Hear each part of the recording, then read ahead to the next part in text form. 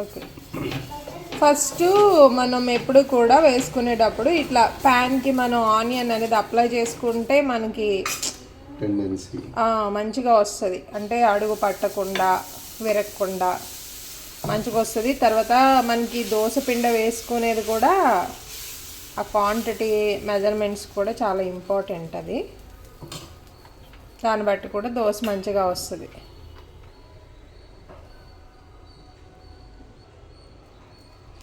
మేము సన్ఫ్లవరే యూజ్ చేస్తాం. మరి మీరే ఆయిల్ యూజ్ చేస్తారో కామెంట్ చేయండి. కొందరికి పేపర్ దోశ నచ్చుతుంది, కొందరికి ఇట్లాగా స్పాంజ్ దోశ లాగా నచ్చుతుంది. నాకైతే పేపర్ దోశ కన్నా కూడా ఇలా స్పాంజ్గా ఇష్టం. ఇంకా ఇందులోకి పల్లీ చట్నీ అయితే చేశాను, కారప్పొడి ఉంది, ఎవరి ఇష్టం వాళ్ళది.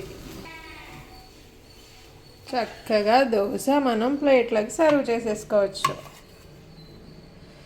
ఇదిగో చట్నీ, ఇంకా మనకి కారప్పొడి కావాలన్నా వేసుకోవచ్చు. ఓకేనండి, బాయ్.